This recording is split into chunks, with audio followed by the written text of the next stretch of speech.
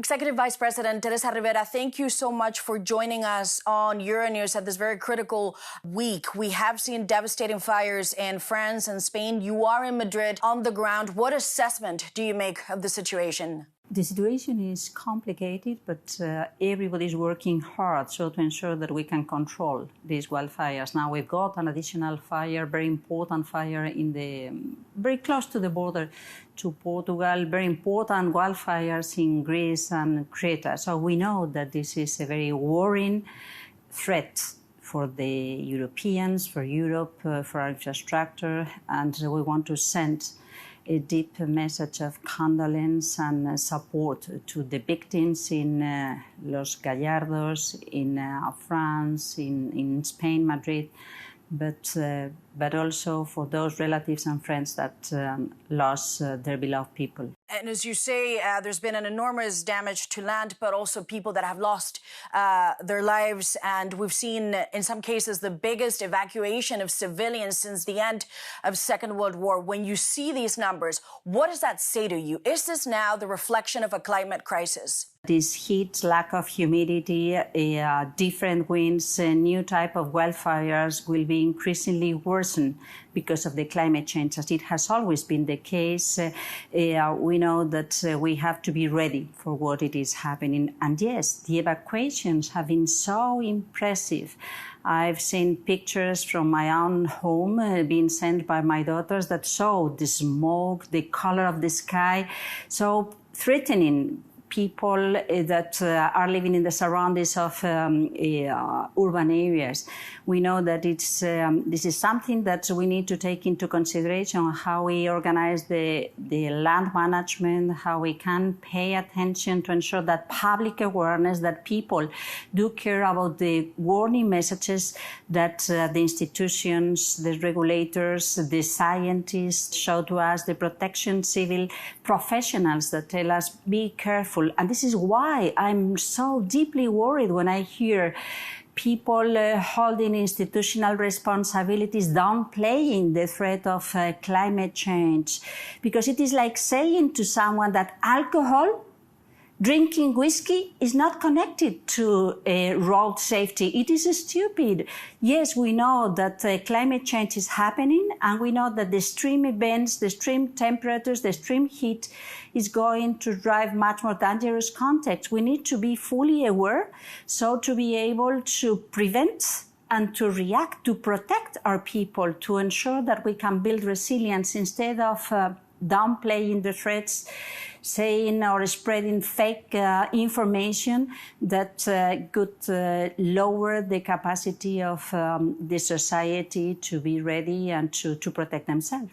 And Commissioner, you have some very strong words there. You say there are those who downplay the threat. Would you argue that those, and we hear increasingly political voices saying that perhaps climate has become a bit of a cult, a bit of a religion, would you argue they are responsible? This is negligence also for everything that's happened this summer. I think this is such a stupid and irresponsible message. To me, the most similar example could be someone holding an institutional responsibility, saying that you can drink as much whiskey as you want and then drive because traffic accidents are not connected to alcohol, but to the state of the road or to the state of the car. Of course, there are many things that count, but we are fueling wildfires by fueling climate change, by fueling heat waves, by fueling different weather conditions, different climate systems that could be impacting and raising the level of danger of the wildfires that there have been existing in Southern Europe for centuries, but now they are different. They are much more dangerous, and we need to pay attention, and they are happening not only in Southern Europe, but in many other places in the rest of the continental Europe. Heat waves that reach 37, 40 degrees in Northern Europe is not normal. It's not something that is we have always experienced heat. It is something very different. We know that you have dedicated a big part of your life to climate action, that this is a cause that you deeply believe. But you are now, in 2026, one of the few voices within this commission that still says climate should be at the forefront. Is it time to rebalance the priorities of this commission? This summer should be a wake-up call to rebalance.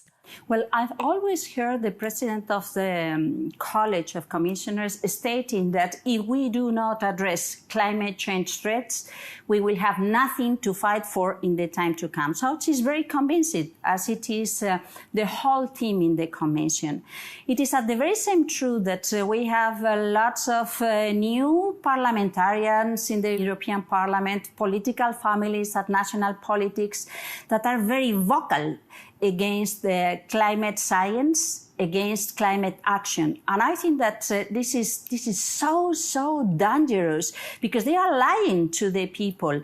So I think that instead of fighting against each other because of science, we should be thinking how to solve the problems, because I think that the most important thing for any average citizen is to identify clear explanations that make sense, but also come up with solutions, with proposals that even if they are challenging, complicated, we need to fix things differently, we become credible in how to handle these priorities. And yes, I think that this is an issue dealing with competitiveness, but it is an issue dealing with security, and it is an issue dealing with performance of our infrastructures, whether it is energy infrastructures, whether it is road transportation or railway stations or hospitals being able to host people that are ill and could not survive 37 degrees in a building.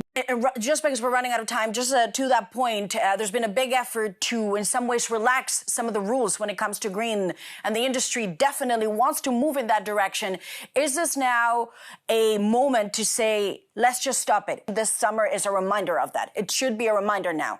I think that it could be fantastic to have simple rules, but what we cannot give up is in the protection, the context, the creation of the conditions to become consistent when thinking about climate threats and green economy. And there's been inconsistencies? That's what you're hinting at? Well, I think that we can still have a great potential ahead of us to ensure that we provide the right answers. But providing the right answers is not just getting rid of everything that has been building these green roots to keep on building the prosperity. We need to earn, we need to gain our future economy and the comfort of the society. And that doesn't go through going back to the, let's call it informally, Wild West, anyone willing to do whatever, and anyone being absent of any type of responsibility in transforming the society. Well, Executive Vice President Teresa Ribera, thank you so much for joining us on Euronews for this important conversation. Appreciate it.